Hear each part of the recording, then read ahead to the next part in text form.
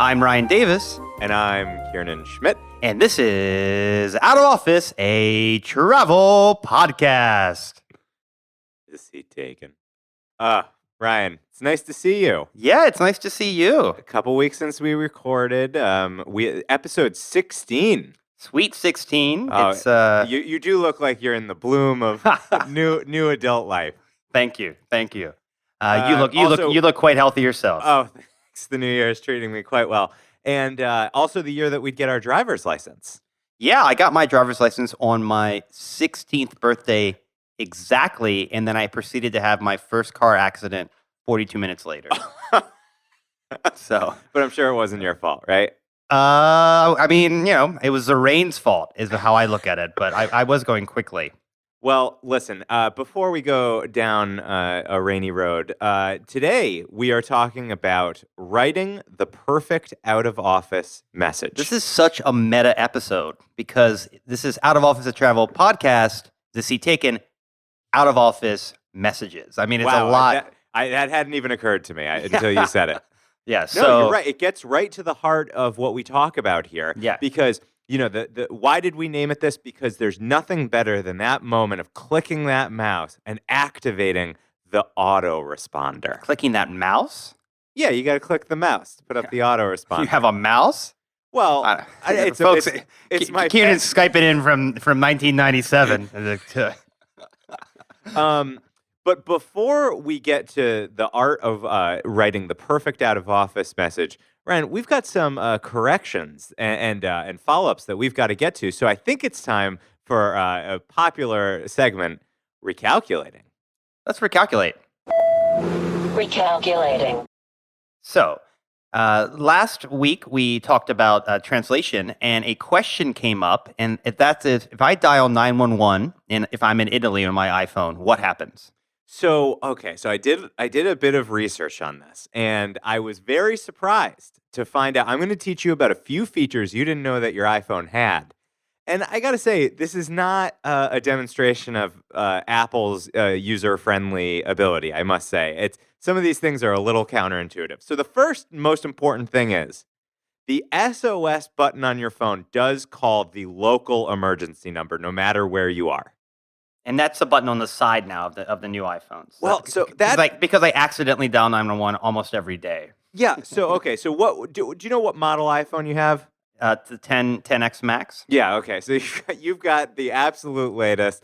That makes sense given your employment situation. Anyway, you've got the absolute latest. Now I have an iPhone 7, and so we actually have different ways to get to this emergency number. Okay. So But your phone still connects to the internet. You can still make calls on it. The 7. It does all that. It just makes. I have a rotary that I have to dial.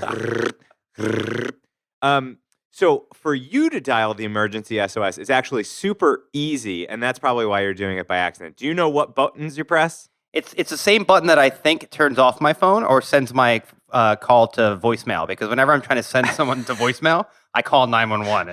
It's a weird. Is that why every time I call you, I end up on the phone with a 911 operator? Probably. So what you do in iPhones 8 and up, if you press the power button and one of the volume buttons, that gets you to SOS. Gotcha. Easily. But I'm actually surprised that you're calling by accident because a slider is supposed to come up, so you must be sliding by accident. No, as well. I'm not actually calling. I'm getting that slider, which freaks me out because it says like emergency. I'm like, no, I'm not in an emergency. I'm just avoiding a call. Because also, I just assume crazy things are happening in your pocket at all times. You're trying to shut it up, and random things are sliding across. Okay, but this is the one that really shocked me. In the iPhone 7, in my phone, and I didn't know it did this, and I tried it today, and it worked. In order to call the SOS number, you rapidly press the power button 5 times. And if you press it 5 times in a row, you get the SOS slider. Wow. What if you have damaged your hand or something? I mean, that seems like a. Well, I mean, that's One, a fair 2, point. 3, 4. Yeah. Wait, I'm just counting. I'm like, how it takes. But also, if you damage your hand, and that's the reason that you need to call 911. I burned my hand off in an explosion. How are you going to press those buttons? I didn't even think of that. Maybe Siri can do it for you. I have serious doubts that Siri can handle that. Now, here's a couple interesting weird tweaks about the international aspects of this feature. In certain countries, when you press the SOS, it's going to ask you, do you want to call the police? Do you want to call fire? Or do you want to call ambulance? And you have to make that choice. It won't just dial some standard 911. So depending on the situation, you can choose who you like to have respond. Right. Yeah. But if you're like in an utter panic, in an emergency, if you're being attacked. Well, if you're on fire, you're going to want to have both the ambulance and the firefighters, Now right? that's interesting. Can you hold down your fingers on both buttons? Go, I don't need the police, but just the fire and the ambulance. So you kind of, yeah, that's really fascinating. I don't know about that. Now, another weird one is that that 5 press in a row rule. For some reason, if you're in India, it only takes 3 presses. Really? Yeah. The emergency SOS slider will appear.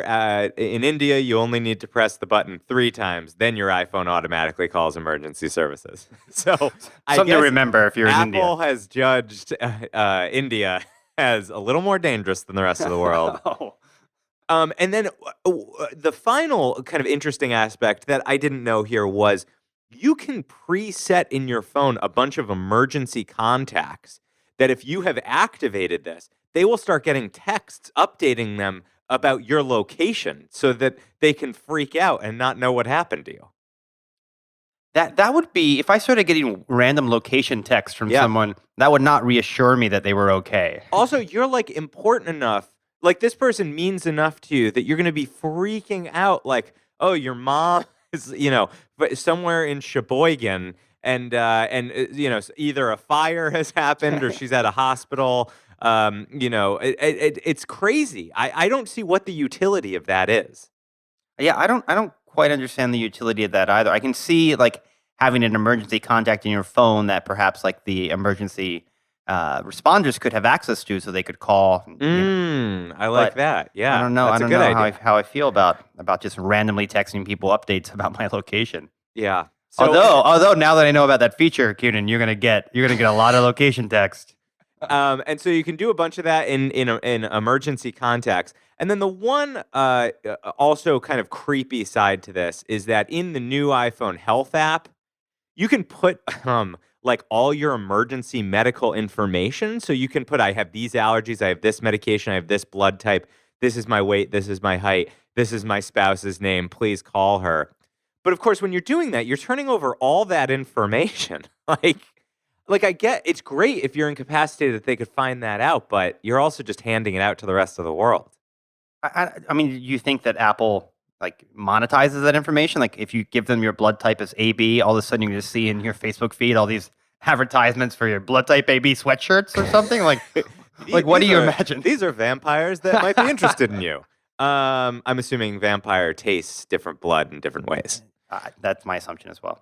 Well, I wouldn't like to put my weight in there. What if it's right after the holidays? It's embarrassing. I mean, I weigh on Grindr a good 15 pounds less than I do in real life. Am I going to also have to lie on this, What's Grindr?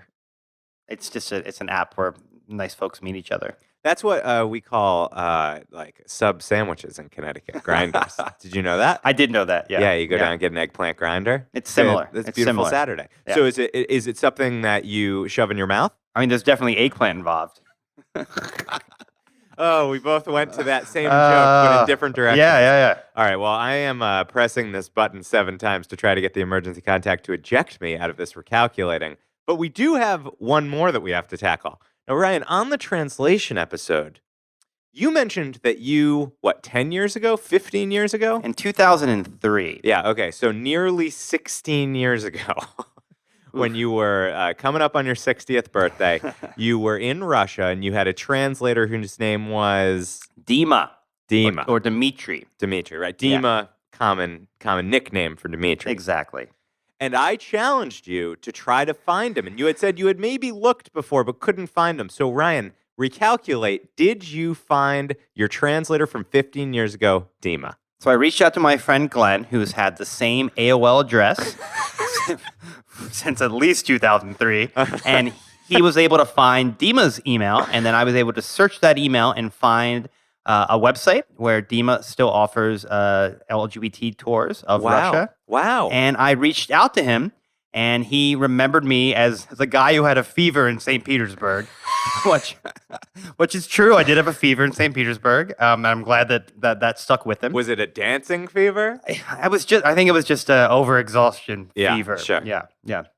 And So I asked him. I said, could I come to Russia and still have the same sort of like wild vacation where we go to a lot of gay clubs, see a lot of shows? And he was like, Russia has changed a lot in the last few years. yeah. I now live mostly in Turkey. ooh. Yeah. Yeah. So So- you can get tours in Russian and English in Turkey via From- Dima. Via Dima. Yeah. So, but he is alive and well and still in the tourism game. So I don't know if Turkey would have been my first choice to try to escape political repression. yeah, I mean, if you're going to Turkey for LGBT rights, you not the place I would choose either. But Wow. And so did you have did he like try? You had mentioned that maybe there had been a little bit of romance in Dima's eye with you. Did the conversation veer in that direction at all? no, it did not veer in any romantic direction. But I think it's nice that we're in touch, and if I ever end up again in Istanbul, I will ping Dima, and he can tell me not to drink too much again or not to have fun. You know what I think would be a good idea is I think we should link to that tourism site that you found him on in the show notes. Yeah, let's do it. All right, Dima, we are sending some listeners your way. We got a lot of people who need Russian tours around Istanbul.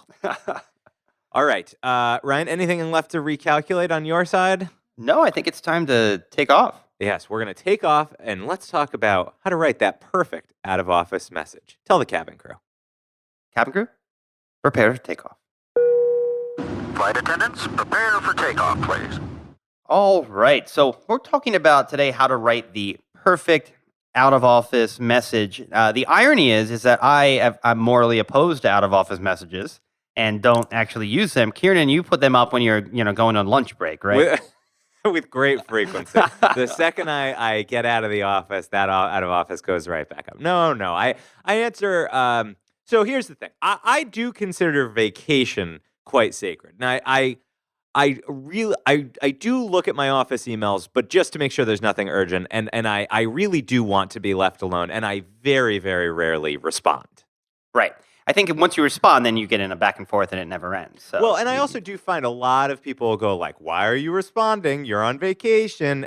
But you do, of course. I think everybody gets a little extra point if you do respond while on vacation with your boss. That's true. I would respond to my boss on vacation. You got to get a boss. I am the boss. Yeah. So one of the things, I guess the most basic sort of template, and I want to thank our friends at Mailbird, which is, I have no idea, it's some type of mail application that you would use, who've put You're gonna together. thank them and insult them in the same phrase. It seems like a really useful business to be in. Email is Email apps. Email is absolutely growing, and Yeah. it's nice that they looked at Mailchimp and they were like, "Huh, what name could we use?" Well, what's not a chimp? A bird. Well, so they recommend that you always have to say, first you thank people for emailing you because Absolutely, you want to encourage that sort of behavior. absolutely. And you let people know you're going to be out of office from X day to X day, and you're going to have limited access to email or will not have access to email. All right, so you're saying most important is the dates that you're going to be out of touch. Right, because then people are not sitting around waiting for your email to return until after said date. Yeah, and would you ever, like if it were you're coming back on a Monday, would you ever put that Tuesday so that you have the Monday to catch up, even though you're technically back at work? I wouldn't do that because, I don't think would you do that? I think I would do that, and then people aren't expecting to hear from me until the Tuesday, and then they hear me on Monday, and they're like, "Oh, Kieran came back from vacation early." Or you get some weird email from HR going, I thought you were back on Monday. Please respond ASAP. That is what HR people sound. Yeah, you're supposed to be gone. What are you doing here? The trolls come up from HR. So you have your dates there, and then they suggest that you put, if this is urgent, please contact someone else in your department that can help you. So that would, put like, if this is urgent, reach out to Johnny in sales, and he can help you out with this. Now, do you think that you have to forewarn that person that these emails are coming their way? I don't think you do, because the likelihood of an urgent matter, No, I mean, low. if you have any clients or projects that are happening, you need to set this up before you go out of office. Tell people that you're leaving, right? You can't just. We don't recommend you just vanish one day in the middle of something. You're not Donald Trump. You actually need to be there to do your job. Hey, he is watching. He's monitoring TV, and he's eating hamburgers. That's timely, right? The hamburgers joke. Oh yeah, very timely. Absolutely. It's not going to be old by the time this posts at No, all. no. It's not like every hamburger joke has already been made. Oof, there have been a lot of them. Yeah, too many. So at the core, they recommend these three things: how long you're going to be gone, when you're going to return, and who to contact if it's urgent. That is like the most basic, boring out of office message possible. I would like to discuss the morality of saying you have limited or no internet access. And we've touched on this before Right. when introducing the podcast. But I do here's the problem. It's sort of like the service dog problem. Okay, you know how people are like buying all these fake service dog vests and bringing all sorts of animals on planes, and now they're really cracking down. They're making planes a more fun place to be. No, they're making them chaotic, and there's dogs going to No. the bathroom, and they're biting, and there's snakes. Well, have you there's seen dogs cats. biting on a plane? I've seen people biting on a plane. When that food tray hasn't come down enough times. I'll tell you, there was one time. Wow, airlines. When I was on the plane, and the food was coming down, and I was the next aisle, and then we hit turbulence, and they had to stop the food Oh, service. that's the worst. I was about to bite the flight attendant. I'm the kind of guy who, if I'm sitting on the aisle, will just get up and go to the back and just keep getting drinks throughout the flight, like I'm at some, like I can just order at the flight attendant stand there. On Cathay Pacific, you can request instant ramen noodles at any time during the flight. So it would be fun in like horrible turbulence to be like, hey, can you bring me a cup of that extremely hot liquid with no top, please? No, it would be extremely lukewarm, like the coffee they serve you. Like it's not hot. Anyway, the sort of fake service dog problem is that the people who really have service dogs, who suffer from anxiety, need their dogs there to calm them. Are now getting cracked down. They have to get a doctor's note, a veterinarian's note, or airlines aren't letting their pets on. Now, if you're actually heading to a place where you don't have internet access, that is a useful point of information that people should read and believe. Right. So if you're like on an African safari, that's a reasonable time to say, I'm not going to have internet access. But if you're going to visit your cousin in Minneapolis, you probably are going to have probably going to have internet there. I don't right? know. Minneapolis pretty off the grid. But I don't know. Then what you could Deep say winter. is I will be checking my email rarely, or Yes, you could- periodically. periodically. Sure. I like the idea of I will check once every evening if possible. I think that the if possible gives you the out, but it also says like, yeah, I have internet if you need me. But go to Johnny in sales. Right. Yeah. Okay. Well, I think that we agree. So you don't lie, because I will say I actually do lie. I think it's wrong, but I do lie and say limited internet access. Well, you actually go on a lot of trips that are more limited. Like when you were in Yes, rural yeah. Peru, Right. hopefully you were not emailing. That's but- true, and even in the national parks in the U.S., tons of places that you can get very little internet. The beautiful national parks in the U.S. just covered in trash and Feces graffiti. and human feces. Yeah. Now our national parks are as full of shit as our president. Thank you very much. And but no, it's true. Especially if you're staying at a hotel that's inside the park, very hard to get internet most of the time. I remember being really surprised by that. There's still like payphones in those places. I think a vacation has to involve a break from the internet, or it's not really a vacation. And yet you're the one who's saying you don't put up out of office messages. Because I'll spend like every morning just an hour just going through email. Why not just knock out a few things? Yeah. So which do you believe? That it's important to shut it off? Or I that mean, it's and then important to do it? the rest of the day is internet free. You barely This have is your phone such on. a lie. I look at your Instagram and Twitter. You're on all the time. That's true. Here's my question. What's your feeling on whimsy? A little bit of whimsy. So say, for example, I was going on that safari. Could I say, I'm going to be in Zimbabwe on a safari.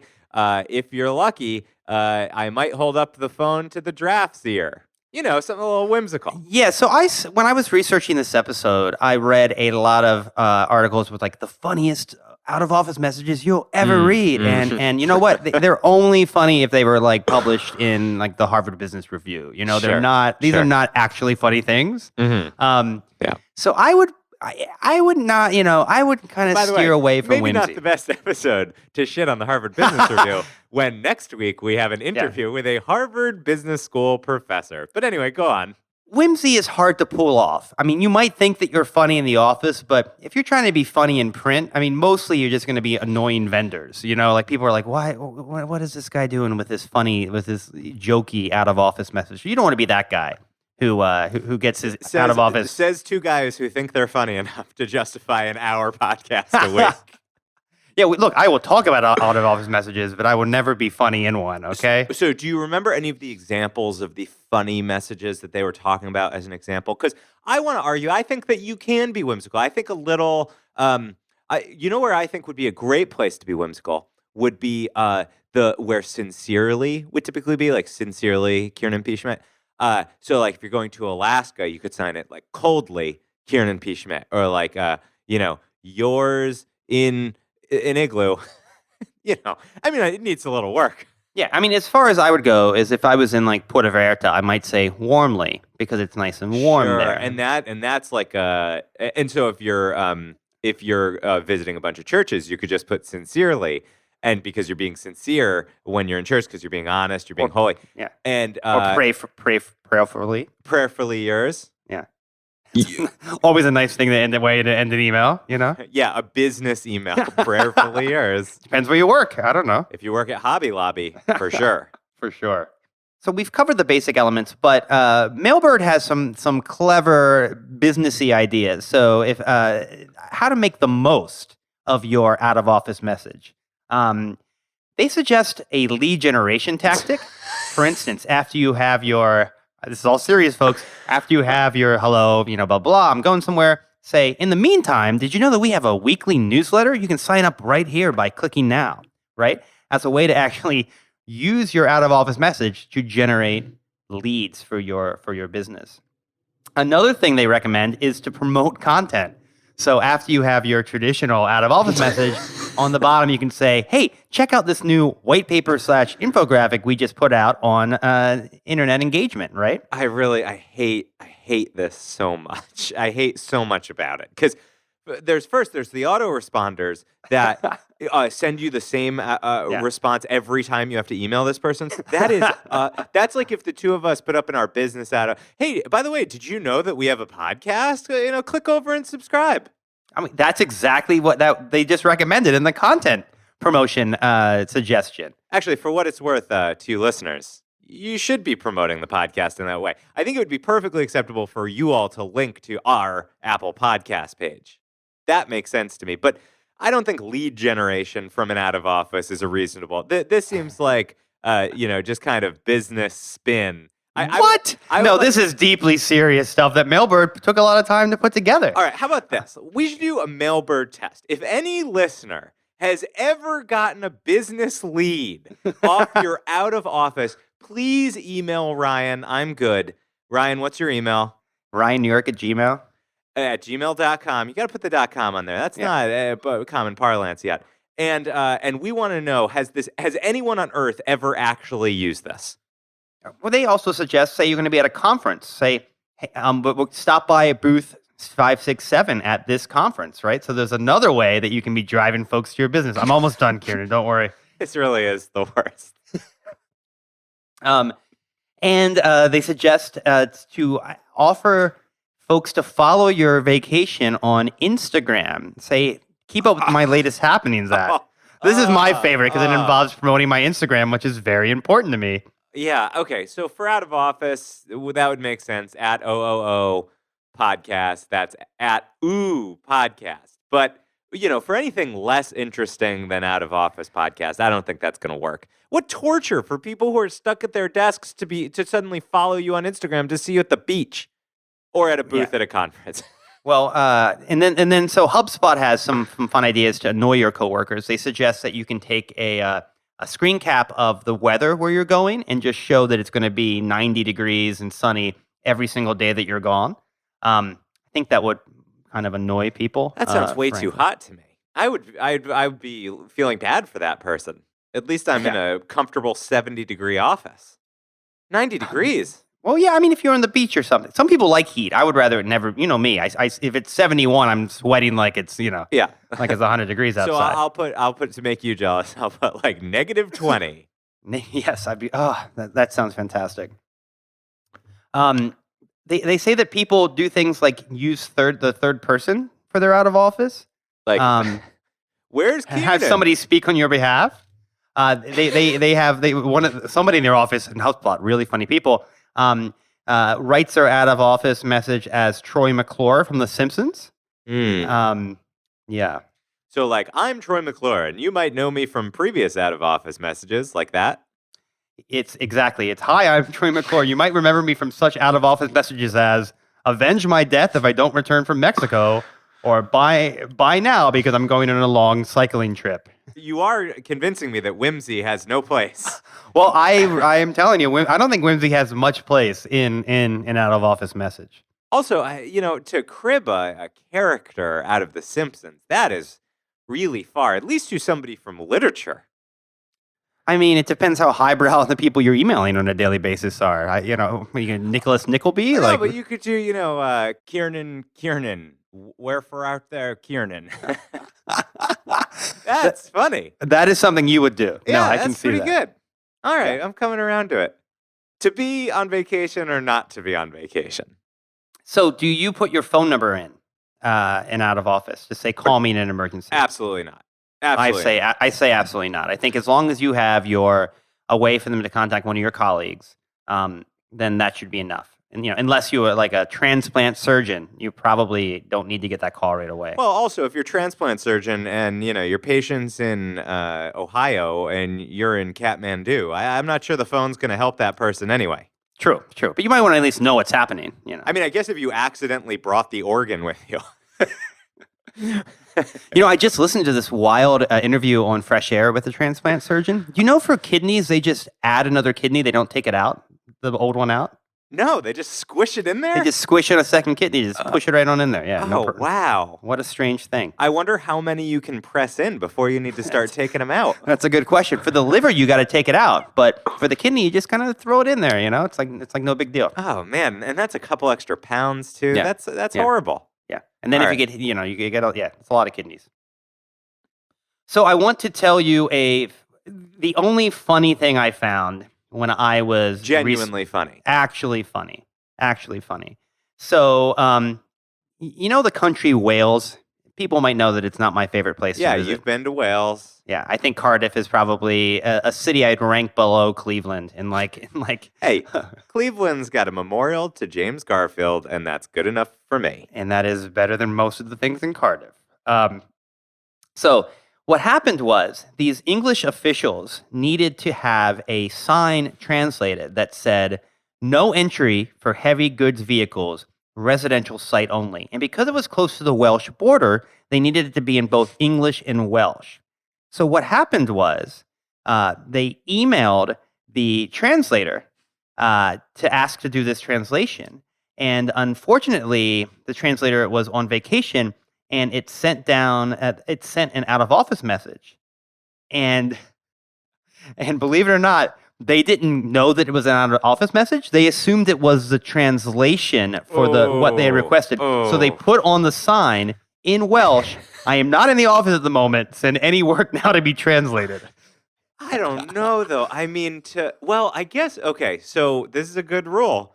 If you're a translator, you better put your out of office into several different into several different languages. Yeah, or the English might actually print your out of office out and put it up on a road sign for finally a Welsh resident to be like, this doesn't make any sense, right? Well, those sign creators really could have used our episode last week about what translation apps to use. If they had just popped that into Google Translate, they would have gotten it. Yeah, it seems like a pretty short sentence. They could have been fine for a sign. But yeah, that is actually the only thing that I thought was funny, and anything that I read about out of office messages over the last week or so. And we'll link to the actual sign in the show notes. And if you're Welsh, you're going to get a real kick out of it. Have you ever replied to someone's out of office message with something sort of like, a little like Snarky? sarcastic or snarky because you're stuck at the office and they're not. Like, oh, must be nice. Must be nice. Yeah. That seems like what the Google Mail would suggest now. You know how they do like auto suggestions for how to respond to people? I would challenge people to see if they could maybe last an entire day with only responding using the Google responses that are Yeah, but offered. you definitely could. I mean, I find it like pretty shocking how accurate it finishes my sentences. No, it does. It knows. It looks at the email and it knows that it's this sounds fine. That sounds good. Yeah. Yeah. Should I reach out? Let's loop back on that. I mean, it really is like it just shoves corporate jargon speak back into your face so hard. I hope that it creates a new bar of writing emails that we can all hold ourselves to, just to have some thought that Google can't predict. Well, there are some people who I've always responded to emails with like one or two words, like famous for it. Yeah. And there are some people who are like so formal in an email. It's like, "Dear Ryan, I hope this letter finds you in good health." Hey, good sir. Yeah. You're Would you like to join my obedient, webinar next week? I had a boss who he wrote emails so succinctly that he wouldn't even write out thanks. He would write THX. Right. How is that faster than writing? Is this the kind of boss who was using a BlackBerry like well into 2014? Yes, it was absolutely. Gotcha. So the BlackBerry was better for writing out emails, I will say. The tactile keyboard, Apple has still not matched. If you sat me down next to somebody with a BlackBerry and you asked me to write an email on my phone versus that, I would demolish that person. I write on my phone like I'm like a 13-year-old. I'm extraordinary. Despite the fact that you are 29. 20, but so you're 29. Yeah. Whoa. That's a rough 29 that I'm looking at right now. And yet somehow you were in Russia going to dance clubs in 2003. But anyway, it was a wild 29 place. And you've got the thumbs of a 13-year-old. The carpal tunnel has a little bit set in, but because the phones keep getting bigger, pretty soon I'm going to be walking around and you'll. Yeah, that's what every 29-year-old talks about, the arthritis in their hands, Ryan. It's never actually occurred to me, but I bet typing emails is actually very easy for Donald Trump because of his little hands. Yeah, he fits right around that little keyboard. Yeah, I mean, like the spelling's difficult. Yeah, no question about that. But the little keyboard buttons are like just the right size for his little tiny baby thumbs. Totally, it's like when you see like a little kid on the train playing with the phone. That's what I imagine Donald Trump is like when he's typing. Oh, Donald. What? He's got regular sized hands. He to assure you. Did you see the Washington Post assembled basically a map overhead of the layout of the fast food buffet? No. And they had with each. Oh, I'll link to it in the show notes. They had. It showed where each and everything was based on all the pictures, and you know what? Not a bad buffet. Yeah, except the time that it must have taken to order, prepare, and transport those things, they were at or below room temperature by the time those people came. Do you think the McDonald's manager thought it was a joke when the White House called and ordered? Yes, They must I did. have. Yes. He hung up on them like a bunch of times. He was like, "No, this really is the White House. I need 10,000 burgers." And then they understood and they continued to hang up on him. And then he just went down there. It was a nightmare. Anyway, I don't want to talk about it. It's just too depressing. Just remember, the three elements for a great out-of-office reply are 1, how long you're going to be gone, 2, when you're going to return, and 3, who to contact if it's urgent. Those are the 3 things to remember. But also, folks, use your out-of-office as a lead generation tool. No, don't do that. Your Don't boss do will that. thank you for it. Don't do that, and especially don't do it in a whimsical fashion. Oh, don't be. There's no such thing as whimsy when it comes to out-of-office replies, folks. Unless it is so subtle that only the most intelligent people would get it. Sure. Or a warmly. character from literature. Or a character from literature, Yes. right. So it has to be done very well. And if you want approval, hey, feel free to email us, and we'll tell you if your out of office is up to snuff. Hey, yeah, and if you have somebody in your office who's written a legitimately funny out-of-office message and you think that I just couldn't find one on the internet, please send it to us, and we will read anything people send us that is funny on the air. So I guarantee you we will be reading no out-of-office messages. Future recalculating, not to be. And that's at ryannewyork@gmail.com. I'm good. All right, Ryan, I think it's time for the last stop. The last stop. Ladies and gentlemen, this is the last stop on this train. Everyone, please leave the train. Woo! Kiernan. All right. This is, by far my favorite segment. Everyone's favorite segment. Everyone's favorite segment because it's where we really get to cut loose and just talk about what we've been up to lately. Ryan, the last stop is not just what we've been up to lately. It's also what's feeding our wanderlust, which I know for you has been just off the charts because you went to Mexico City for like 3 months. I was in Mexico City for what felt like 3 months. No, for about 10 or 11 days. Yeah, it was a good trip. Actually went with my dear friend Glenn, who I went to Russia with in 2003. So the Dima connection. The Dima connection, exactly. And we did not get a translator this time because my Spanish is muy bien. Excelente. Right. My Spanish actually has not improved, but we had a really incredible time, and we got to do this really fun day in Coyoacan, which is a beautiful neighborhood in Mexico City. You can spend the whole day there, and the two big things that the sort of tourist destinations there. The first is Casa Azul, and Blue House. The Blue House. The Blue House. Yeah, and this is Frida Kahlo and Diego Rivera's house that they lived in Mexico City, and it's been impeccably maintained. It's a really beautiful building. I forget, did you go when you were in Mexico City? Yep, yeah, I've been. Yeah, absolutely wonderful. I would put it top 10 things for people to do in Mexico City for sure. Easily top 10, probably top 5. Quick tip is to make sure you buy your tickets online, and it lets you skip the big line when you get to the museum. So and you the buy line does get long there. It can get very, very long. So buy those tickets in advance. You're going to save about 45 minutes from having to be in line there. But Frida's house is really beautiful. There's a lot of the stuff that she owned is still there. They have some artwork, although most of Frida's artwork is all around the world. But we did something a little side adventure, which not a lot of people do. You know that Trotsky oddly lived with Frida and Diego for a few years in the Blue House. I did not know that. So he lived there, he had a room, he had a good time. But then he was like, you know what, I want to. This is when he was running away from Stalin. He was in exile. Yes, yeah. he had been called out and he was trying to escape. Exactly. Yeah. So he moves over, and Frida's like a huge communist.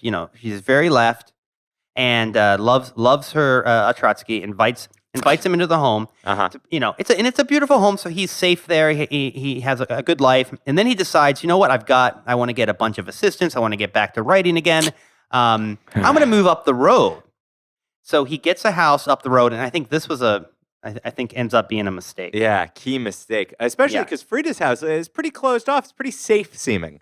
Big Very walls. safe. Yeah, I mean at that point she and Diego are probably the two most famous people in all of Mexico City. So no one's going to be messing with them. No. Trotsky goes, I'm going to get a little house. It's going to be, I'm going to have guards, but I'm going to get this house up the road.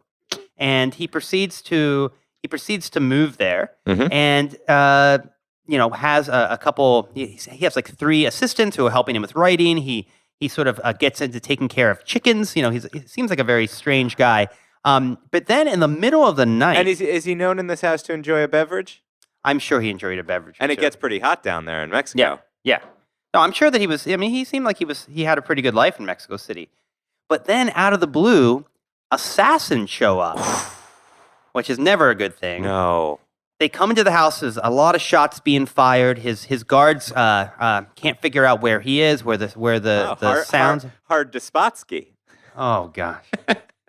And then poor Trotsky is in his office, probably thinking like, I wish I could, I'm writing out of office email and go on a vacation or something. And in busts the assassin, and got him in the head with an ice pick. Oh, probably from all those icy beverages. From those cold beverages. Too soon, Kiernan. It's too soon. Sorry. So the really striking thing when you see, when you go to Casa Azul, which is this incredibly beautiful house, the color of it's amazing, the architecture, the art, you get to see her incredible dresses. And then you go down the road to Trotsky's, and it is like so depressing. Well, it is. He's a commie. They're not exactly known for their beautiful style. Well, I think he seemed to enjoy living at Casa Azul when it was beautiful. So I don't know, why he had to gave himself this sort of dark gray little house. So poor Trotsky. Well, he was probably trying to, live the people's life. I do love that you went to Trotsky's house. I regret that I did not. I didn't realize how they're really that close. They're super close. It's like a 5-minute walk. It's my second time to Trotsky's house. That's the Oh kind my of Trotsky supporter I am. You know? Does Trotsky's house have a gift shop? It does have a gift shop. What do they sell in it? They sell like Trotsky-related postcards and like the Trotsky's, literature. Yeah, Trotsky's writing in Spanish. Do they things like not that. sell ice picks? They do not sell ice picks. No. So one of the crazy things is that Trotsky's assassin was this guy named Ramon Mercada, and he kills Trotsky in August of 1940 in Mexico City, and he is arrested. And he serves 20 years in a Mexican prison, and is released in 1961, and then gets to go to Havana and live the rest of his life as a sort of celebrity. Wow. Yeah, It's a pretty good pickup line. yeah, it's a great pickup line. I mean, if you're you're not going to find a lot of capitalists, I guess, if you're in Havana. But say he had gone to like New York, yeah, if he had gone to the financial district in New York and was just like wore a T-shirt, was like "I killed Trotsky," people would be buying him drinks all night. And he probably always won 2 truths and a lie. I like the color purple. I'm Trotsky's assassin, and I drank 4 coffees this morning. I mean, it's hard. That's hard. Well, yeah, it would be hard. So now I got to go back to Havana to go see, see this guy's house so I can finish up the trifecta. Boy. Yeah, absolutely. Well, that sounds like a great trip. I think both of the. Would you recommend people visit Trotsky's house, or is it really just for the hardcore historians? I think if you do Frida's house, Trotsky's house is so close. It's like a 5 or 6 minute walk, and it kind of fills the rest of the story of what you saw in Frida's. And it costs like 20 pesos to go, and there's never a line. And his tomb is there. He's buried there. Oh, so, wow, really? Yeah, Oh, cool. In the courtyard. Huh. So so I think it's definitely worth it if you're a history buff to go check that out. But bring your own ice pick. Yes. All right, Ryan. Well, my last stop, sadly, continues. It's not a vacation like yours. Mine is a book, and the book is called The Pot Liquor Papers, and it is by John T. Edge, and he works at a thing called the Southern Foodways Alliance. Do you know what that is?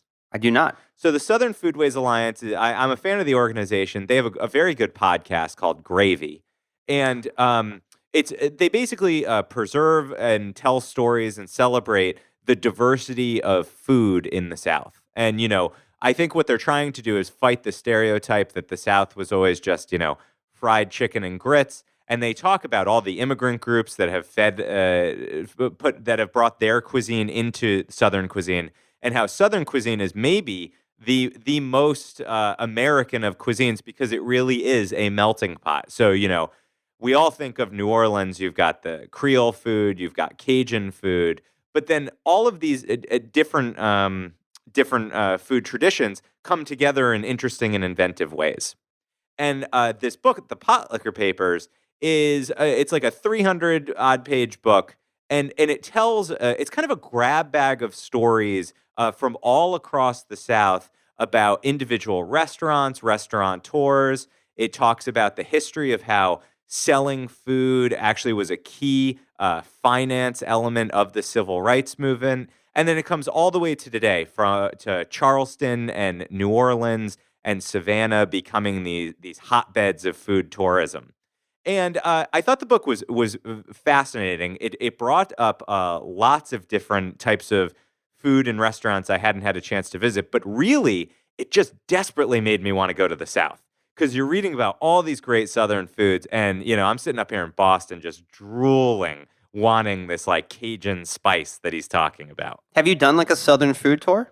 No, I mean I've hit a lot of those individual places, New Orleans, Charleston, but I've never done a road trip across the South, though I very much want to do that. Yeah, I mean, I have such vivid memories when I was on the Dean campaign of being in these small towns in South Carolina and basically eating at people's houses. They would in the front yard, they would just say barbecue chicken. And you would just pull over and they would just be like, this guy making barbecue, and it would be so incredible. All they sold is barbecue, and it just came as a piece of white bread, and it was amazing. It's little places like that. The food traditions in the South are awesome. Yeah, and you really got the sense in it that he talks about the pushback against the fast food revolution that has kind of taken over America, and you get the sense that in the South, a lot of those kind of mom and pop operations, they managed to survive, or really they dug in and they said, we're not going to let McDonald's ruin the tradition. And the Southern Foodways Alliance is keeping that alive and celebrating the new editions of it. You really walk away thinking of food as perpetually evolving, and immigrant groups bringing in special knowledge and ingredients that enriches what Southern food can mean. Yeah, it's funny because I was talking with friends in Mexico about how Mexican cuisine is probably one of the most popular cuisines in the world. Like Absolutely. The taco, you can get a taco pretty much anywhere. And they were like, "Well, what is American food?" And a lot of times we say American food are things like hot dogs and hamburgers, but those are clearly like German food. That's not American food. Southern food is really what we have, right? Like what we've come up with and it's pretty fantastic. It's also like the good part. Like you could say New England, like brown bread and prime rib. Oh my God! I don't know that like a winter roast with white potatoes is exactly like as stirring as a carnitas taco. Yeah. Can you imagine how bland John Adams' dinners were every night? I mean, yeah, exactly.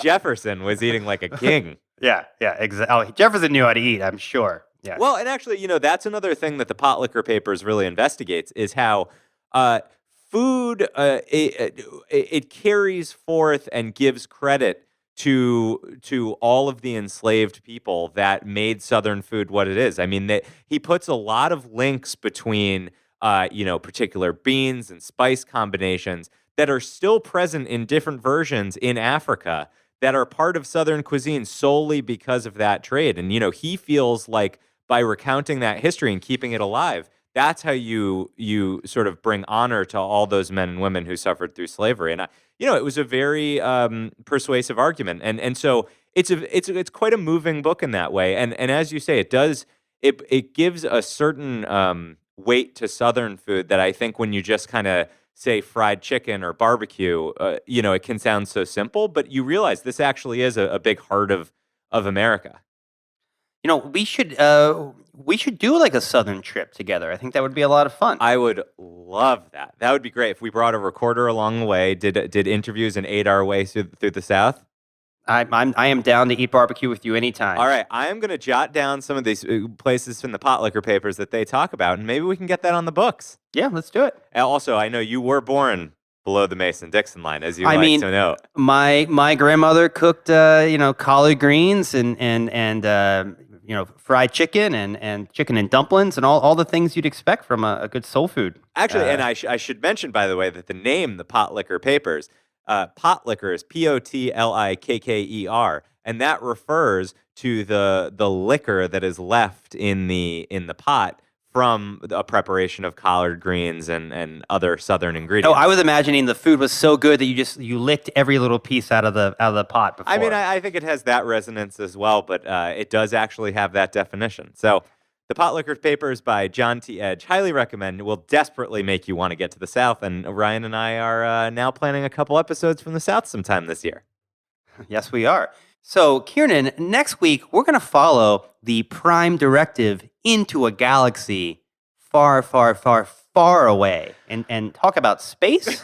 Ryan, I don't like that you just mixed the Star Trek and Star Wars mythology, but I'm gonna put it to the side now. Yes, next week we are going to be talking about space tourism. We know that a lot of billionaires are starting space companies right now. And I'm going to be speaking to Harvard Business School professor Matt Weinzierl, who studies this emerging industry. And we're going to say, where are people heading in space? How much is it going to cost? And what is there to see?